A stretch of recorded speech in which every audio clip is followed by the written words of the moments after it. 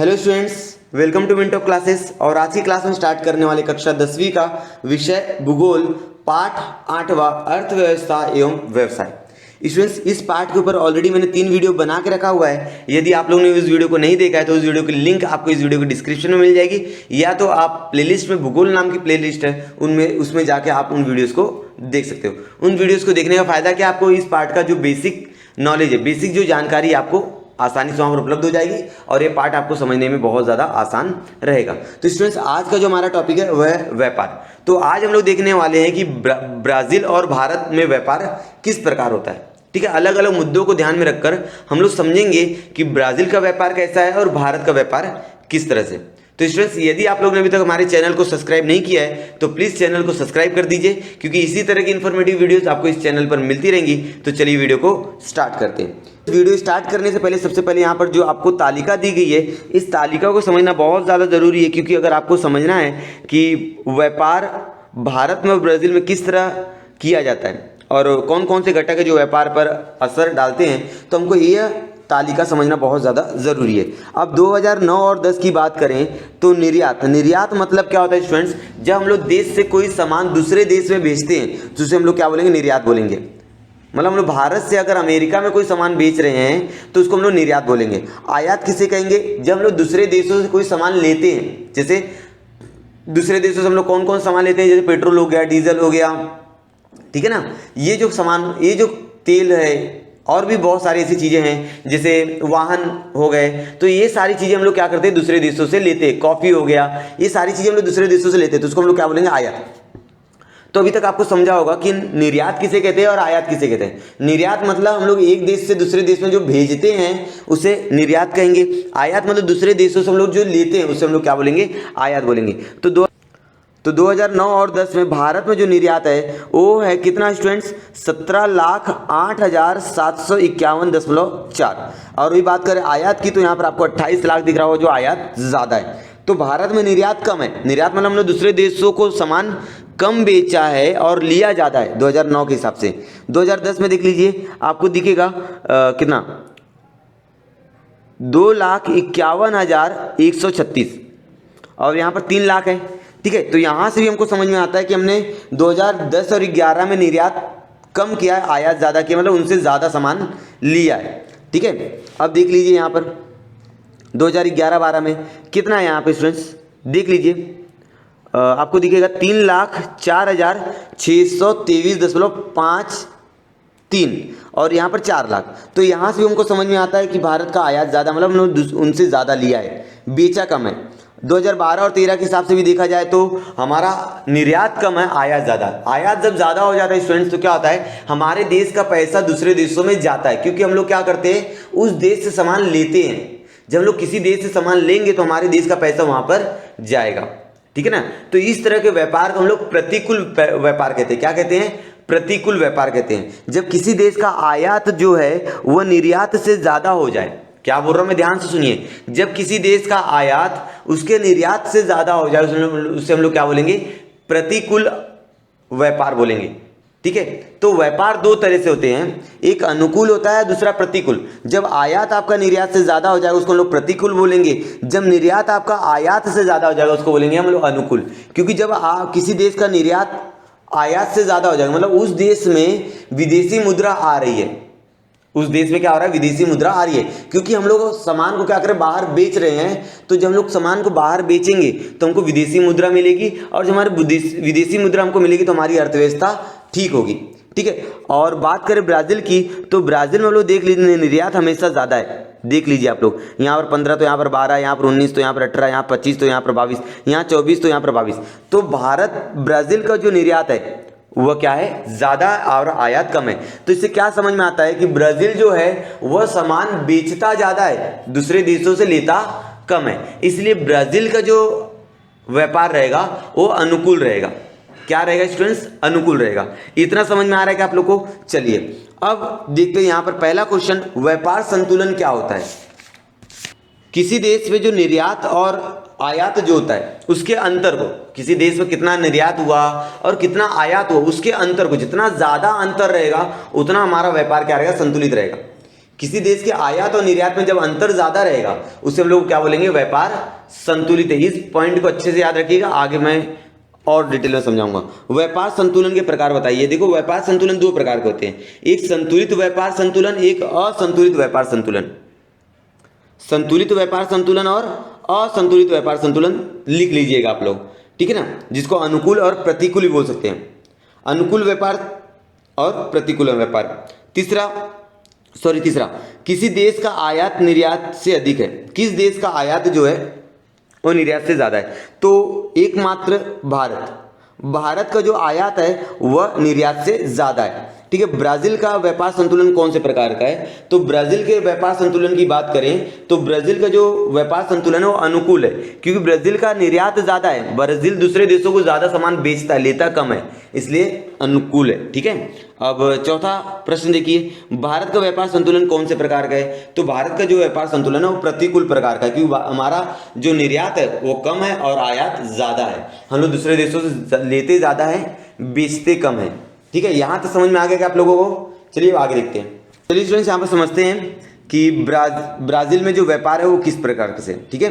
Brazil में मुख्यतः लोह अयस्क, कहवा, कोको, कपास, शक्कर, संतरे, केले इत्यादि का निर्यात किया जाता है। मतलब ब्राजील के अंदर से निर्यात होने वाली चीजें कौन कौन सी है, लोह अयस्क हो गया, कहवा हो गया, कोको जो कॉफी होता है उसकी बात हो रही है, शक्कर हो गया, कपास हो गया, संतरे, केले, ये क्या करते हैं ब्राजील दूसरे देशों को बेचते हैं, निर्यात करते हैं। ब्राजील यंत्र सामग्री, रासायनिक उत्पाद, उर्वरकों, गेहूं, वाहनों, खनिज तेल, रोगन इत्यादि का क्या करता है, आयात करता है, मतलब दूसरे देशों को सो लेता है। यंत्र सामग्री हो गया, रासायनिक उत्पाद हो गए, ठीक है, उर्वरक खाद हो गए, गेहूं हो गया, ये दूसरे देशों से क्या करता है, ब्राजील लेता है, ठीक है। यहां तक समझ में आ रहा है क्या?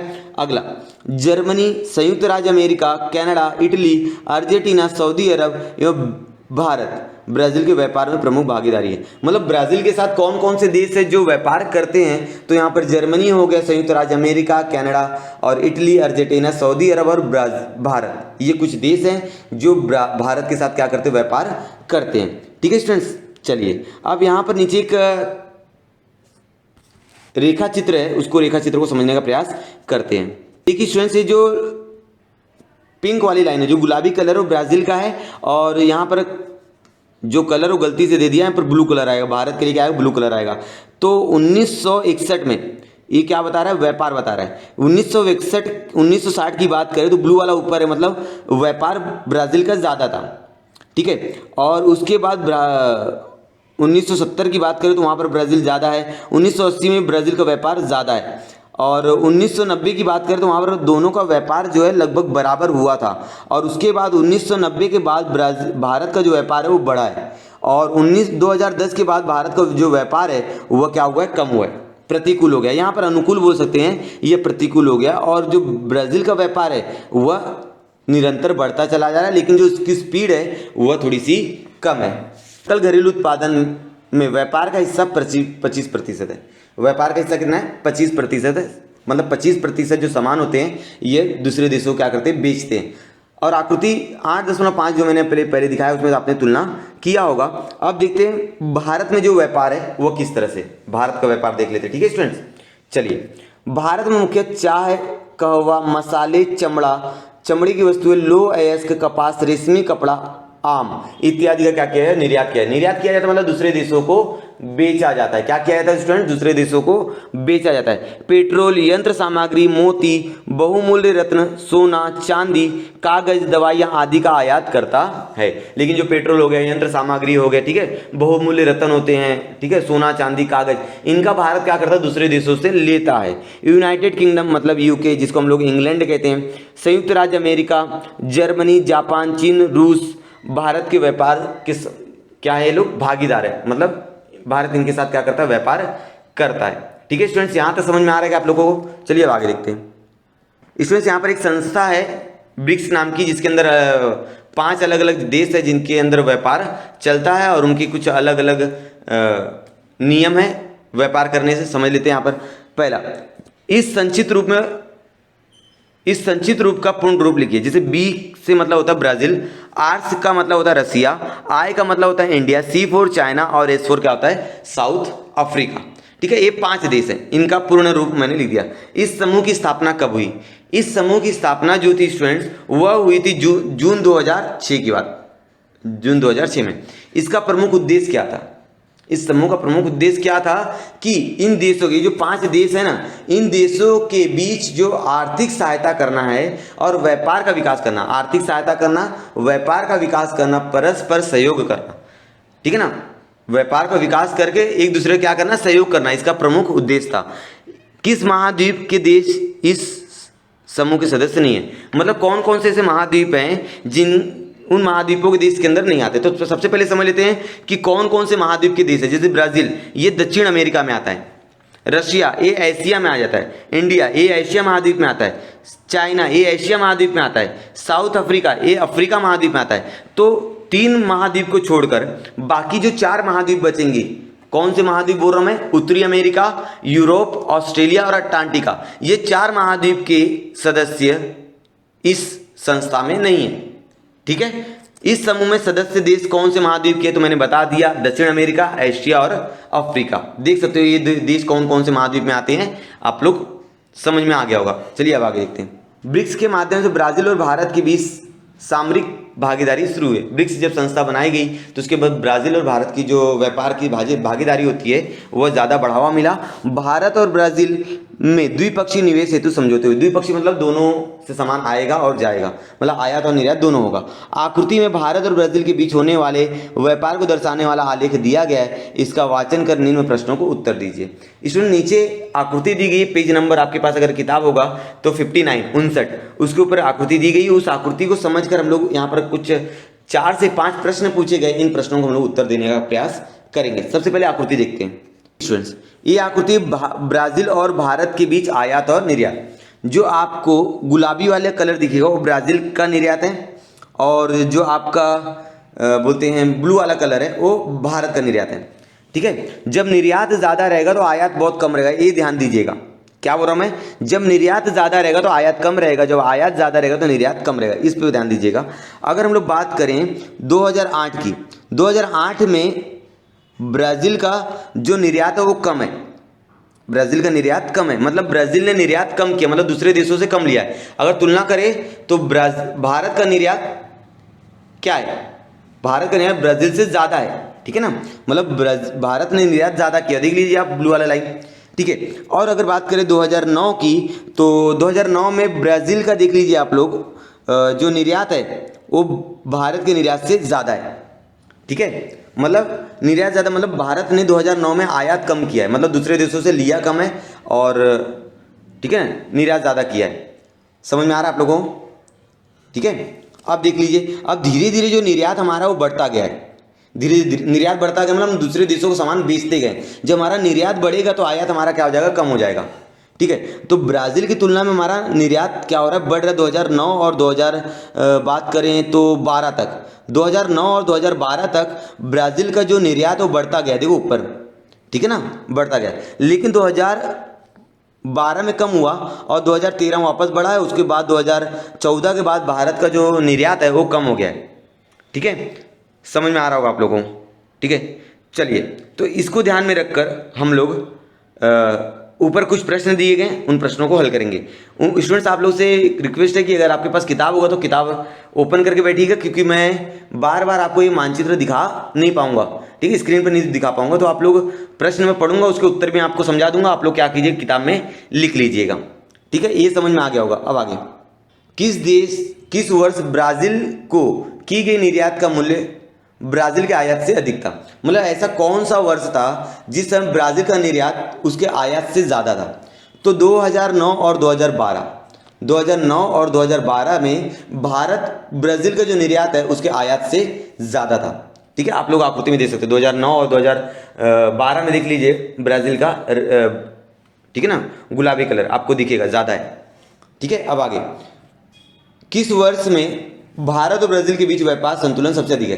देख ली, सबसे ज़्यादा डिफरेंस कहाँ दिख रहा है आपको? 2013 में। ब्लू और गुलाबी वाली लाइन में सबसे ज़्यादा फर्क आपको 2013 में दिखेगा, तो व्यापार संतुलन वहीं पर सबसे अधिक है। 2013 में व्यापार संतुलन पर टिप्पणी लिखी है। तो 2013 की अगर बात करूँ तो व्यापार में भारत में निर्यात मूल्य आयात मूल्य में ज़्यादा अंतर है, और इसलिए हम लोग बोल सकते हैं कि भारत में जो व्यापार है वह संतुलन दर्शाता है 2013 के हिसाब से।